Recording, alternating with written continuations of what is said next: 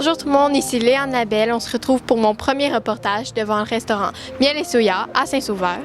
Mon premier invité, vous le connaissez sûrement, c'est un gars, c'est un chanteur. On dit de lui qu'il est respectable. Vous avez deviné? Allez, suivez-moi!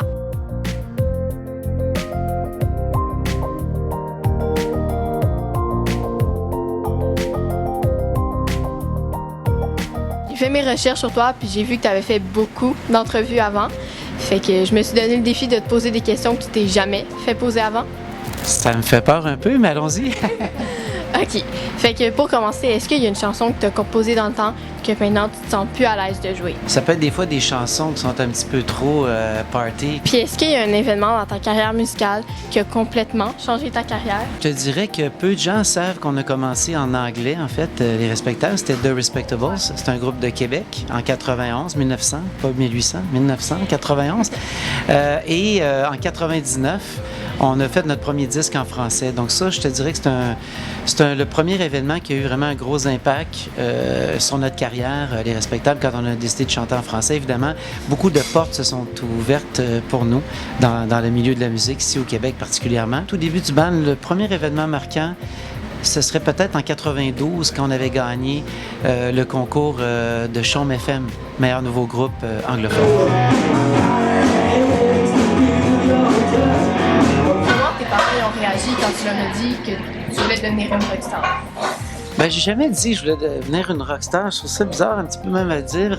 C'est plus comme vraiment la musique. C'était pas une affaire de... Ben oui, c'était le rock, là, principalement, le rock'n'roll, mais c'était vraiment pour moi, c'était la suite de mon questionnement intérieur, mon questionnement existentiel. J'avais déjà commencé à écrire un petit peu dans le sous-sol chez ma mère quand j'étais adolescent.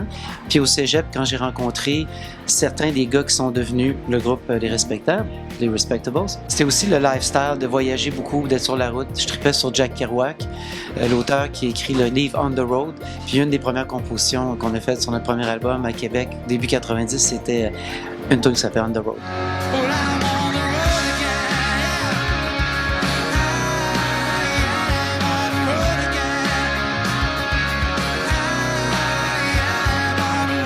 Quand tu étais jeune, tu étais quel genre d'ado? T'étais-tu bien gêné ou t'avais-tu beaucoup d'amis à l'école?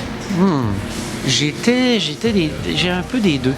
Je te dirais que j'étais pas le gars le plus outgoing, là, le plus social. J'avais un côté de moi qui était gêné, mais j'avais une capacité de me dégêner quand je prenais des rôles. Je faisais du théâtre un petit peu, de l'animation, comme toi. Quand t'avais mon âge, c'est quoi la pire niaiserie que t'as jamais fait? Oh, je sais pas si je peux me faire repogner pour ça, mais c'est sûr que au dépanneur, il y avait des sacs de chips que tu fais gagner des chips gratuits. Il y avait comme une espèce de petite écusson en avant, puis le zip en arrière était transparent. Fait qu'on tassait le sac de chips, puis on checkait jusqu'à temps que ça soit un chip gagnant. Début secondaire, ben, je m'étais sauvé de chez nous pour aller voir un show de Plume La Traverse à Québec. J'habitais à Cap-Rouge. J'ai pris l'autobus. C'était vraiment capoté. Je vais avoir 12-13 ans, peut-être. Les pauvres ont pas d'argent. Si tu pouvais retourner dans le passé et parler au mini-toi, tu lui dirais quoi?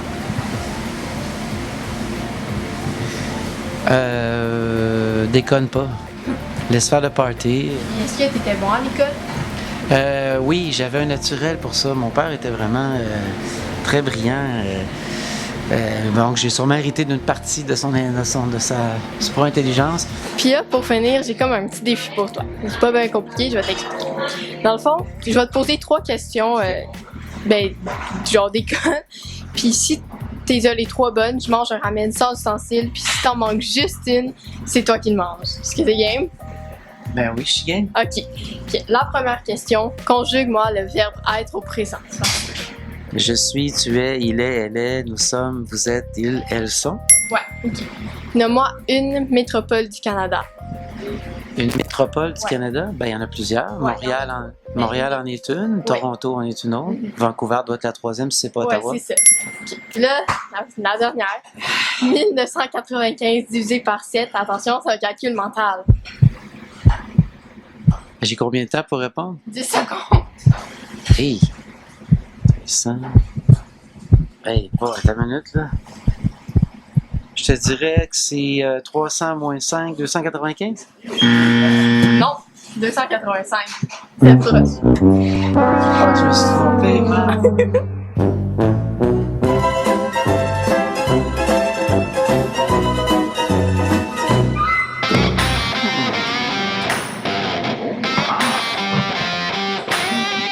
Ça a l'air bon, ça. Eh oui. Pas de baguette sur un couteau, mais ça, c'est fait. On va utiliser les mains. Ouais. Il est pas pire, celui-là. C'est quoi déjà ton autre défi? Composer une chanson ici sur le thème des ramen. Oh, ok, petit gorgé pour ça. On y va. En direct de Miel et Soya, une improvisation sur les ramen de Seb. T'as bien dit que le sujet c'était ramen, right? Ouais. Alright, on va essayer quelque chose. Ramène-toi donc chez nous. Ça fait longtemps qu'on s'est pas vu. On pourrait prendre un petit plat chez Miel et Soya. Seb, si on veut en savoir plus sur toi, sur quoi on peut te suivre? En fait, c'est très simple sur sebandjess.com. Sinon, sur la page Facebook également de Seb et Jess, c'est pas mal là que toutes nos activités sont annoncées. Merci à Miel et Soya, merci à l'école Rock Zone et merci à vous. Si vous voulez suivre mes autres reportages, allez consulter la page Facebook de l'école. Ramène-toi À donc bientôt. chez nous. Ça fait longtemps qu'on s'est pas vu. On pourrait prendre un petit plat chez Miel et Soya.